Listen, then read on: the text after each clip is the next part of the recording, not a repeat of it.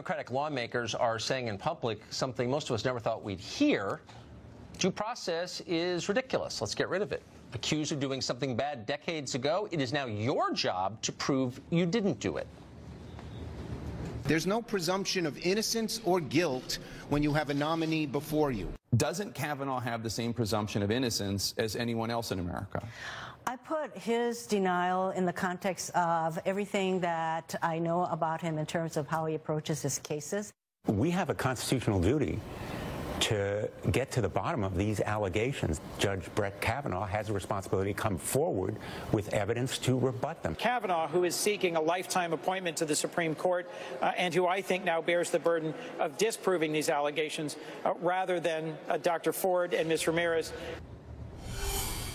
Richard Goodstein has thought a lot about due process. He advised both Bill and Hillary Clinton's campaigns.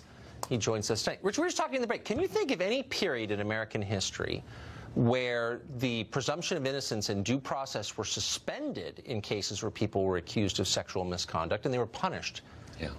So I don't think presumption of innocence really plays a role. But has that ever happened in American history? Was there ever a time where we, like right now, started saying, you know, he was accused of it, he must be guilty? Of course he's guilty. Well, again, I think you're kind of characterizing something that these Democratic senators were not saying. This is not a jury. We don't have a presumption of innocence. This is certainly not a criminal proceeding where you have you have to prove something beyond a reasonable doubt, right? This is, your last guest said derisively it's not a job interview. Well, it kind of is. If any one of these senators was hiring a chief counsel and it came up that all these allegations were out there, I don't think they would just plunge ahead. What is the rush anyway? They wouldn't plunge ahead and hire them until they were resolved. You know what you might do, actually, is make someone undergo 6 separate personal FBI investigations sufficient to give him access to the nuclear codes. Oh, wait, they did that with Brett Kavanaugh. Yeah.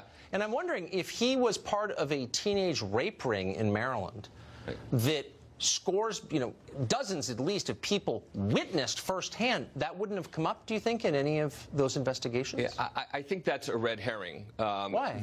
Because the fact is, years ago, somebody would have said Bill Cosby was a pillar of the community and meant it. Until one woman came out, and then somebody else said, oh, that happened to me too. And then it was 60. Do I think that's true for Brett Kavanaugh? No. But the point is, if the FBI had done an investigation of Bill Cosby, they wouldn't have found that either. But what's being alleged is very different from what Bill Cosby was just convicted and sentenced for.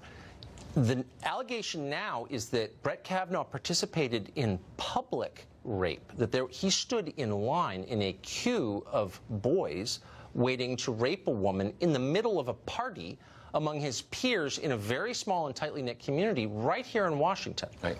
So is it really plausible? And he did this not once, but 10 times. Yeah. So is that, honestly, just be real with me. Does that make sense to you? The answer to that is bring her in, have her testify in public. Look, but are you uncomfortable with that? Does that sound maybe? I'll tell you what makes me uncomfortable is that the FBI is not being brought in to investigate this. That was true with Dr. Ford's allegations and all these others. Look, all these questions are about something that came. May I ask an obvious question? There's so many obvious questions, but this has been going on for a month, his confirmation. It's the night before the hearing, right before the vote.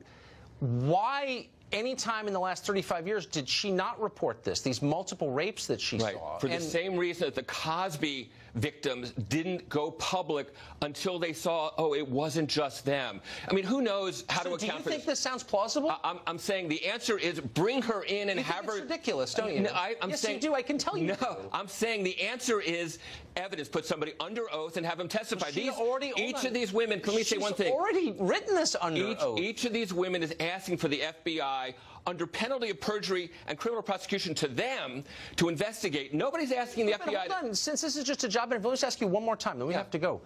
Does this account, which you have read, make sense? That this woman attended 9 separate gang rape parties, went to the 10th, was raped herself, and stopped going. Brett Kavanaugh was there at these gang rape parties, and nobody mentioned it to anybody in the ensuing 35 years. Does that make sense? Does that raise any flags for you at all? What makes sense to me is that if I bet you a week from now, I bet you, however much, that somebody comes forward and says, it's me. And that's Kavanaugh's problem, that once this starts coming out, like with Cosby, if there are others out there, he's going to be on the bench, and it's going to be one and another, and it's like, really? Okay. What is the rush? If you have what is the rush? It's been 35 years, and if you have 10 gang rapes in the middle of a small community like Chevy Chase, Maryland, why not investigate it? It would take the FBI 3 days. Why, if he's a serial rapist, was he allowed to walk free for 35 years? What's the obligation to the rest of us? I'm not victim blaming. I'm asking a sincere question. Let's get the facts out. Let's get the facts out. Those facts are out. So,